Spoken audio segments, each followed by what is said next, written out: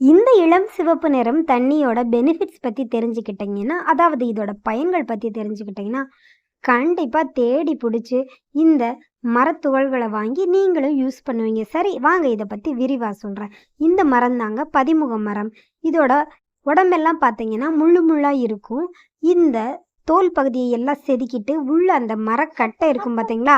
அது ரெட் கலரா இருக்கும். அந்த மரக்கட்டைய உபயோகப்படுத்தி, அது கூட சில பொருட்கள சேர்த்து தான் இந்த கேரளாவுல உள்ள இந்த பிங்க் தண்ணி தயார்படுத்துறாங்க. சரி, இது கூட என்னெல்லாம் சேர்க்குறாங்கன்னு சொல்றேன். மல்லி விதைகள், சுக்கு, ஏலக்காய், கிராம்பு. இதோட ஒரு சில மரத்துடைய வேர்களும் கூட சேர்ப்பாங்க.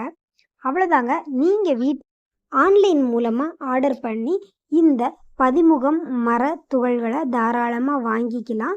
அதுக்கப்புறம் அது கூட கொஞ்சம் மல்லி விதைகளும், சுக்கு பொடியும், ஏலக்காயும், கிராம்பும் சேர்த்து மிக்ஸியில போட்டு நீங்க பொடிச்சு அத தாராளமா வச்சுட்டு யூஸ் பண்ணலாம்.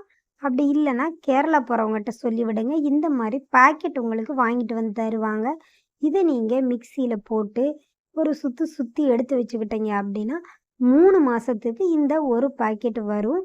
அதாவது 5 லிட்டர் தண்ணிக்கு அரை டீஸ்பூன் அளவுக்கு இந்த பொடி பயன்படுத்தினாலே போதும். கலருக்காக அதிகமாக பயன்படுத்திடக்கூடாது. ஏன்னா அளவுக்கு மிஞ்சினால் அமிர்தமும் நஞ்சு. அது மாதிரி தான் இதுவும் ஒரு அளவாக தான் பயன்படுத்தணும். சரி, இதோட பெனிஃபிட்ஸ் பற்றி சொல்கிறேன், நல்லா கேட்டுக்கங்க. இது நரம்பு நோய்களை குணமாக்கக்கூடியது. வாய் துர்நாற்றம், வாயில் இருக்கக்கூடிய சில பாக்டீரியாஸ் எல்லாம் இது கொன்று வாய் துர்நாற்றத்தை வராமல் பார்த்துக்கும். முக்கியமான விஷயம் என்னென்னா, ரத்த அழுத்தம், ப்ரெஷர், பிளட் ப்ரெஷரை இது சீராக்கும். ஹை ப்ரெஷர், உயர் ரத்த அழுத்தத்தை இது கட்டுக்குள்ளே கொண்டு வரும். அது ரொம்ப முக்கியம். ரொம்ப முக்கியமான விஷயம், சுகரையும் இது கண்ட்ரோலில் கொண்டு வரும். அது மட்டும் இல்லைங்க, இது நம்ம ரத்தத்தில் உள்ள குளுக்கோஸ் அளவை கட்டுக்கோப்பாக வச்சுருக்கும். உங்களுக்கு அதிகமாக தாகம் எடுக்குது இந்த வெயில் காலத்தில், எனக்கு தாகம் அடங்கவே மாட்டேங்குது, ஃப்ரிட்ஜு தண்ணி குடிக்கலாம் போல் இருக்குது, ஆனால் என் உடம்புக்கு சேராதுன்னு நினைப்பீங்க இல்லையா?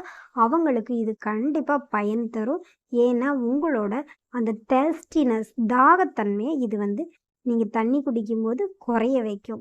கொலஸ்ட்ரால் அளவை இது கட்டுக்குள்ளே கொண்டு வரும். முக்கியமாக பெண்களுடைய மாதவிடாய், கர்ப்பப்பை பிரச்சனைகள் மாறுவதற்கும், இரத்த கட்டிகள் விழுவது குறையிறதுக்கும் உங்கள் கர்ப்பப்பையை இது சுத்திகரிக்கும்.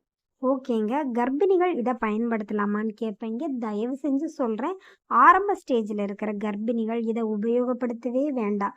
நீங்கள் குளிர்ச்சியான தண்ணி வேணும் அப்படின்னா சீரக தண்ணி ஒரு நாள், சோம்பு தண்ணி ஒரு நாள், கிராம்பு தண்ணி ஒரு நாள்னு ஒவ்வொரு நாளும் ஒவ்வொரு இயற்கையான மூலிகையை உபயோகப்படுத்தி தண்ணி கொதிக்க வச்சு கொடுங்க.